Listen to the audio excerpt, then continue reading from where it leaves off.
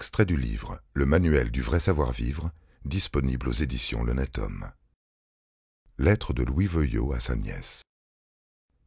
À ma nièce Marguerite Veuillot, bonne fille de 7 ans, un peu légère. Ma nièce Marguerite, je regardais la mer. Elle était bleue au loin, verte plus près, blonde sur le bord, avec de grosses franges comme de l'argent. Il y avait un grand soleil qui la faisait briller, et elle chantait en dansant et en brillant. C'était très beau. Alors un oiseau est venu près de moi. Il me regardait tandis que je regardais la mer. Je lui ai dit « Qui es-tu » ? Je suis un oiseau du bon Dieu qui vole sur la mer du bon Dieu. Oiseau du bon Dieu volant sur la mer du bon Dieu, que veux-tu ? Alors il me dit « Il y a une petite fille qui aime bien le sucre d'orge et le chocolat, mais qui n'aime point l'étude. La connais-tu » ? Je crois la connaître. Cette petite fille n'est jamais la première de sa classe. La connais-tu ? Oui, oui, je la connais très bien. Eh bien, alors, reprit l'oiseau, il faut que cette petite fille commence à travailler et à être sage et à servir le bon Dieu. Son papa et sa maman vont la mener au tréport. Elle verra la mer, elle jouera sur les galets, elle sera baignée par Michel. Je vois qu'on aime bien cette petite fille-là. Il faut qu'elle ne soit point ingrate. Il faut qu'elle mérite de devenir la petite fille du bon Dieu et de la Sainte Vierge. Ainsi parla l'oiseau du bon Dieu, qui vole sur la mer du bon Dieu. Et moi, je dis à l'oiseau, que faut-il qu'elle fasse, la petite fille, car elle n'est pas méchante. Mais c'est une tête légère tout à fait. L'oiseau reprit, quand elle sera dans l'église du Tréport, elle dira, « Mon Dieu, accordez-moi la grâce d'être votre petite fille et celle de la Sainte Vierge. » Si elle fait bien cette prière, tout ira bien et le bon Dieu donnera des ailes à son âme pour voler au ciel comme je vole sur la mer. Alors l'oiseau du bon Dieu ouvrit ses ailes grandes et fortes, et il s'envola bien loin, sur la mer du bon Dieu.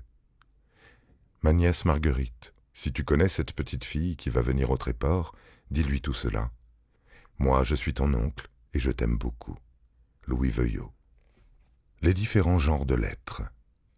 Toutes les lettres peuvent se rapporter aux 3 genres suivants. Les lettres d'amitié, les lettres de convenance et les lettres d'affaires. Les lettres d'amitié sont adressées aux parents, aux amis, à toute personne à qui l'on écrit avec abandon et liberté. Elles demandent plus de cœur que d'esprit. Les lettres de convenance, écrites par devoir de position, d'intérêt ou de politesse, demandent au contraire plus d'esprit que de cœur. Les lettres d'affaires ont pour but un intérêt matériel. Elles exigent de la précision et de la clarté. Cependant, cette distinction est loin d'être absolue. Les lettres de convenance sont souvent des lettres d'amitié ou d'affaires, et réciproquement. Les lettres d'amitié ne sont soumises à aucune règle spéciale. Chacun les écrit à sa manière. Elles sont moins un travail qu'un plaisir, le seul qui nous soit donné à l'égard de nos parents ou de nos amis absents. Avec vous, je me délasse, disait Madame de Sévigné à sa fille. Avec les autres, je laboure. Alors on lâche la bride, non seulement à son esprit, mais à son cœur, lequel a une manière de s'exprimer qui charme toujours et ne blesse jamais. Le style, coulant de bonnes sources, est aimable, gracieux, facile. Il n'est jamais irrespectueux, car l'affection, loin de détruire le respect, ne fait que l'accroître et ne peut pas s'en séparer. Plus un enfant aime ses parents, et plus il leur témoigne de vénération.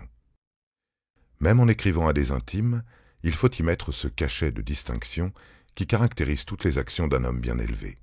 Soigner son style, mettre de l'ordre et de l'enchaînement dans ses idées, éviter les banalités, les lieux communs, les expressions vulgaires, les sottes plaisanteries, et à plus forte raison, ce qui sentirait la trivialité et le mauvais goût.